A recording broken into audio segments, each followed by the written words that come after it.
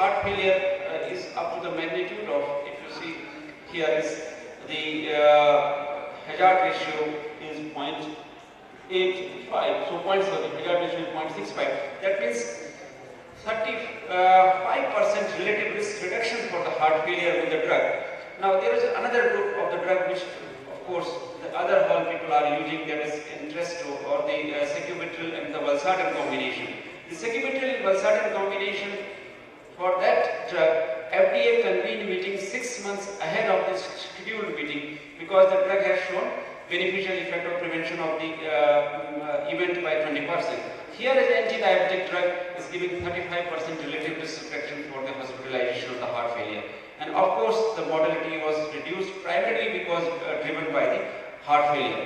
Because the EMPARET trial, this was the first trial of the cardiovascular disease, was in the people who were already established cardiovascular disease. More than 99% of the patient has already had the either very high risk or the event of the cardiovascular disease. So when we consider the anti-diabetic drug, so these are the things what we look into, like apart from the hypoglycemic effect, apart from the weight reduction, the CV event, that is the atherosclerotic cardiovascular disease or the heart failure, as well as now my next section I will talk about the renal effect of the drug. So that I am going to talk about. So here you see this, if you are talking about the oral anti-diabetic drug, that is SGLT2 inhibitor, they have a benefit in CVD as well as the heart failure benefit. And they also have the benefit in the progression of the nephropathy, which I will show in my next set of slides, and probably on the liver, which I am going to show you for the first time, if it is allowed.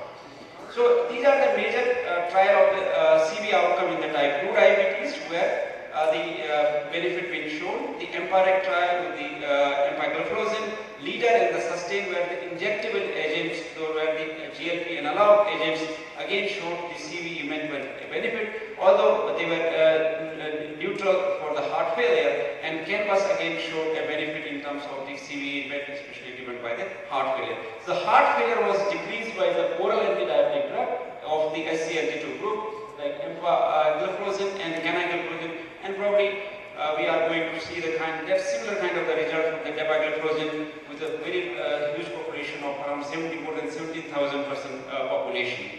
So based on that, the ADA is in this 2018 standard of recommendation that in patients with the type 2 diabetes established as CVD, anti-hyperglycemic therapy should begin with a lifestyle management, metformin, and subsequently incorporate agent to reduce the major CV events, CV mortality, like either we go with the oral agent, that is the empagliflozin, or the liraglutide, or probably now they will come with the semaglutide as well, which these two are the injectable agents.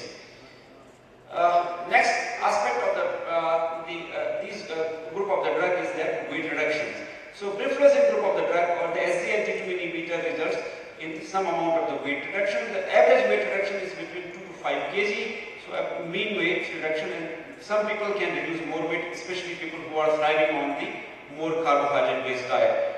These drugs also reduce the blood pressure to some extent. So average systolic blood pressure reduction 4 to 6 millimeter of mercury, and diastolic 1 to 4 millimeter of mercury reduction can happen, and also reduce the uric acid level. So these are the extra glycemic benefits of the drug, although the drug has not been approved for these uses like BP reduction, weight reduction, and the uric acid level. Only anti-diabetic drug that has been approved for weight reduction till now is the liraglutide in the injectable agent and 3 milligram dose. Saxenda is approved, not these anti-diabetic drugs.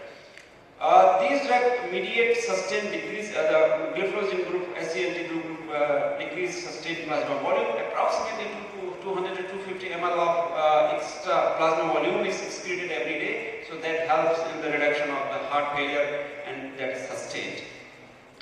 The results are also, if you there are two kind of things. One, you are doing the trial, which are the selected patients. You have inclusion and exclusion criteria, but what happens in the real life, that is more important. So in the CVD real, where the more than lakh of the patients being studied across the European countries, it was found that the gliflozin or the SGLT2 inhibitor probably favors among the cardiovascular disease, they are beneficial. Based on that, the ESC, the European Society of the Cardiology, recommends that it should be given in the people for the heart failure or the cardiovascular disease. Now I will come to the next, that is more interesting for you probably, the albuminuria and the EGFR.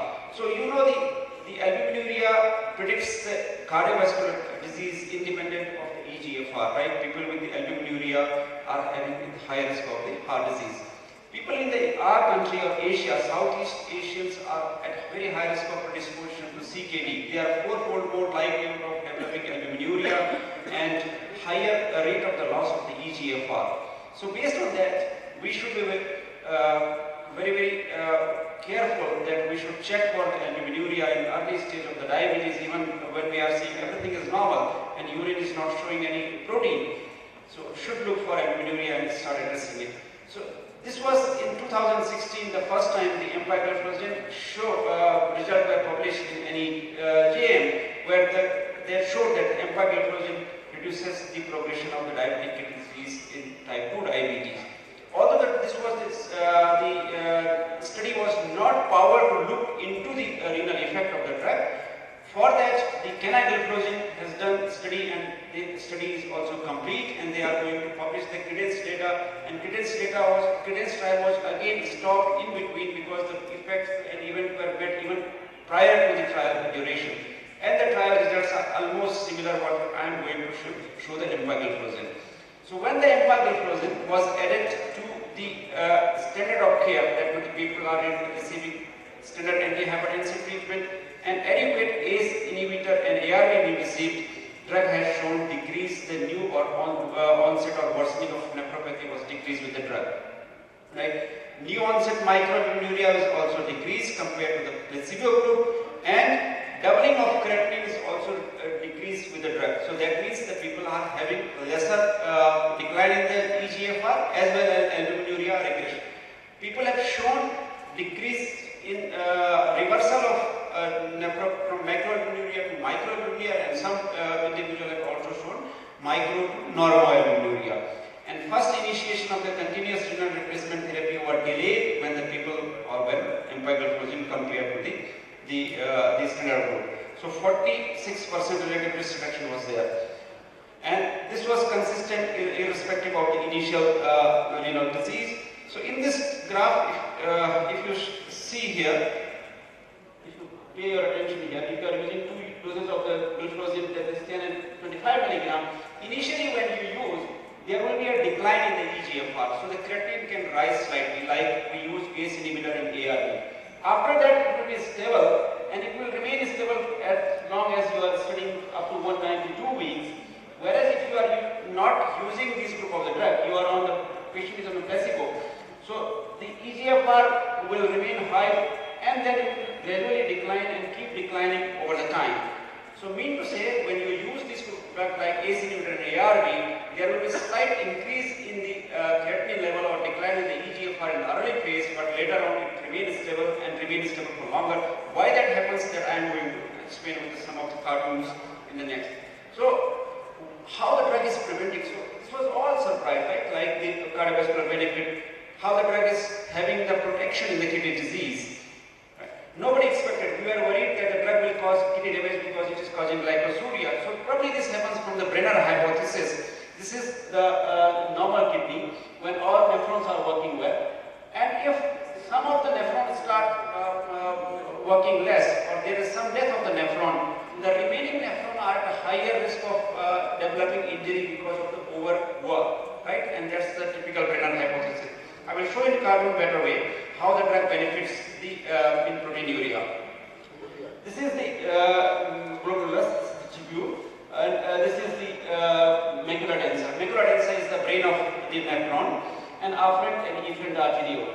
Now, people with the diabetes, there is more expression of the SGLT2 transporter. So, what will happen? Because of the increased SGLT2, more glucose and sodium will come out of the tubules, and less will go to the macula densa.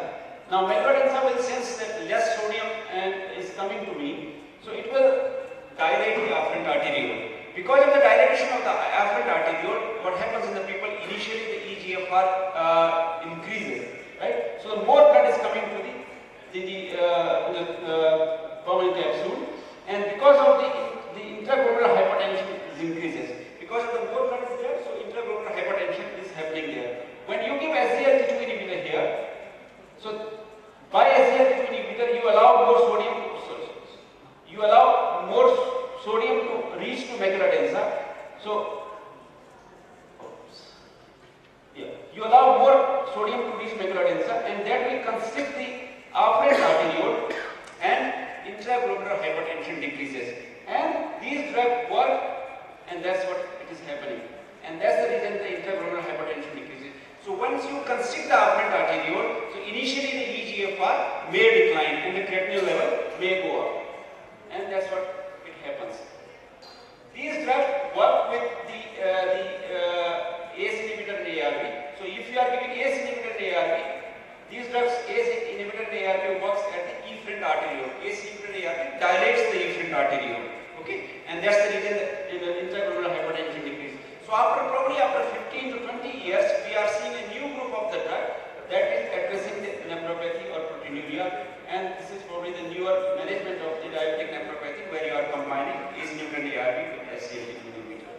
Now there is a crosstalk between the kidney and the heart, and the effect from the heart are related to the kidneys, and the effect from the kidneys are also related to the heart. Yeah, I will see. So now I am going to show the last part of the slide. That is our study, which is the ELIFT study. This was published in the Diabetes Care, and if you see the recent Diabetes Care, the front page, it is highlighted in the front page. This was the first time the empagliflozin showed a reduction in the liver fat in the people who are non-alcoholic fatty liver disease.